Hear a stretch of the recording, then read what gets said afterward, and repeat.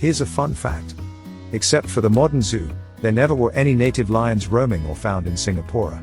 Yet, legend has it that this city was named after a lion after a chance encounter between a Sumatran prince and a tiger, a native animal in this part of the world. The question then arises, why wasn't it named as Harimaupura, the tiger city? Wouldn't that make more sense? Well, the following story is a tongue-in-cheek interpretation of what could possibly have happened in the 13th century when Singapore was almost named Harimaupura. Hello, my name is Motu. I am sure everyone would have heard about the famous story of how Sang Nila Utama, the prince from Palembang, who gave Singapura its name. Well, friends, I am going to let you on a very little known secret about Singapura. A secret so well kept that only the immediate members of my family have knowledge of it. The truth will blow your mind. You see, it was not Sang Nila Utama who came up with the name. It was his cook. Yes, you heard me correctly. I should know because that cook is none other than my great-great-great-great-grandfather, Motu. Not many people know this, but this story has been passed down from generations in my family. We are very proud of the fact that Singapura owes its name to my famous great-great-great-great-grandfather. Ah, I can see by the way you look that you do not believe me. Why don't I tell you the story and then you be the judge? You see, my great-great-great-great-grandfather, Uncle Motu, as he was popularly known at that time, was the royal cook for Sang Nila Utama. No one had heard of him because his culinary skills were so exceptional that Sang Nila Utama forbade anyone from mentioning his ability. He was afraid that some other royal members might poach him. He was that good. It was said that his specialty fish head curry was so yummy that it was worth dying for. Sang Nila and Uncle Motu were very close. Sang Nila never went anywhere without Uncle Motu by his side. So, it was no surprise that one day, when he went hunting, Uncle Motu was with him.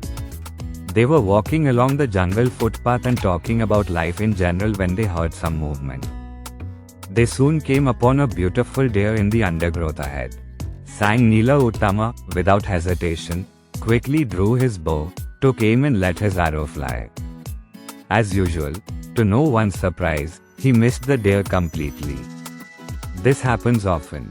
His poor marksmanship has also become an inside joke. Because he misses his target so often, he was given the nickname Sang Nila Utama by his followers.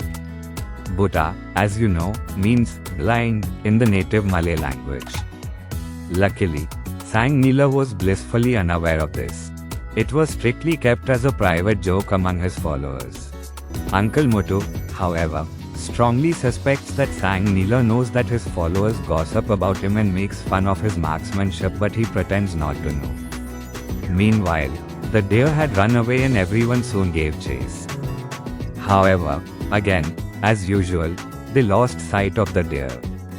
Sang Nila saw a huge boulder and decided to get on top to get a better view and see if he could spot the deer. Unfortunately, when he got up there, he could see no sign of the deer. However, as he was looking, his eyes fell upon a beautiful island across the sea.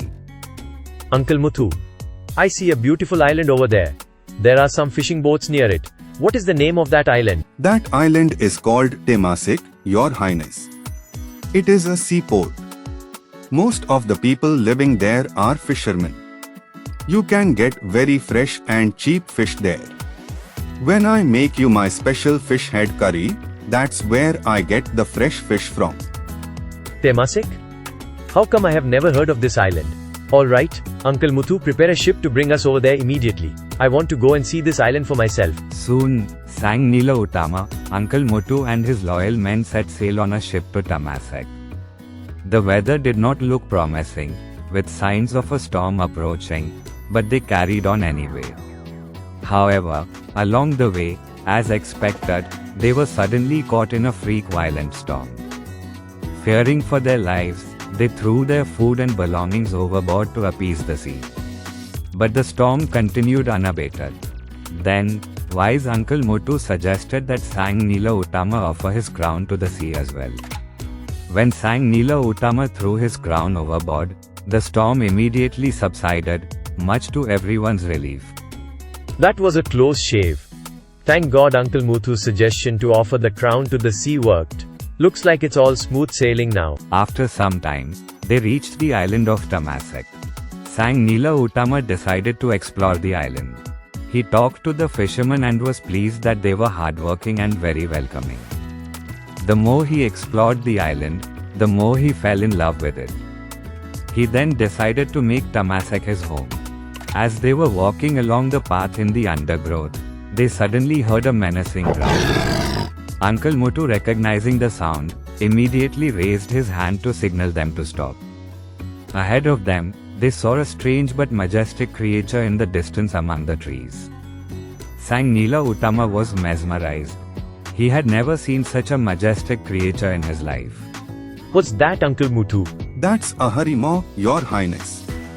Be careful, he is a man-eater, very strong and very dangerous. Don't get too close to him. Why, that's a good sign. I was just thinking of making this island my home. I think I will name this island after that majestic animal. I will henceforth call this island Harimaupura. What do you think, Uncle Muthu? Harimaupura? Did you say Harimaupura? Like in Tiger City? Yes, Harimaupura, Tiger City. Why? Don't you like its name? It's a beautiful name, Your Highness, but it might also be very confusing for the people.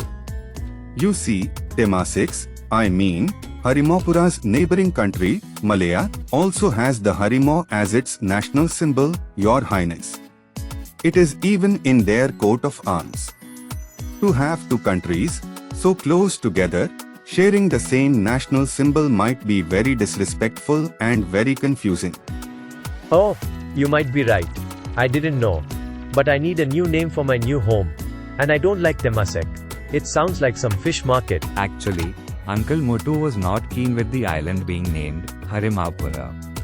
You see, while a Harimu is known as Puli in my uncle's native Tamil language, it also has another meaning. It can refer to tamarind or Assam. As a cook, he was fully aware of that. Somehow, running the risk of also being called Assam City did not sit well with my uncle. He, however, kept this information to himself. How about naming after a Singa, Your Highness? Then, you can call it Singapura. Isn't that a nice name for your new home? Singa. What is a Singa? What does it look like? Where can I see it? I'm afraid you can't, Your Highness. Not in Temasek, at least. A Singa is a lion. It is also a big cat, strong and dangerous. Sometimes referred to as the king of the jungle.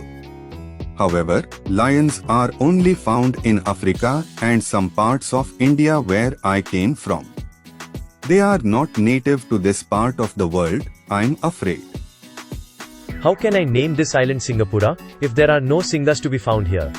It does not make sense, Uncle Muthu. Not to worry, Your Highness. Don't forget you are a royal prince. If you say you saw a Singa, then it is a Singa. Nobody will dare to question or challenge you. That is just not happening. You can rest assured, Your Highness. You are right. As always, your wise counsel is much appreciated. I am the prince after all. Alright then, it is settled. I shall, henceforth, name this island, Singapura, the Lion City. And that, my friends, is how Singapura got its name. Sang Nila Utama wanted to name the island Harimaupura, but thanks to my great-great-great-great-grandfather, Uncle Muthu's quick thinking and intervention, Temasek was renamed Singapura, the Lion City. And the rest, my friends, as they say, is history.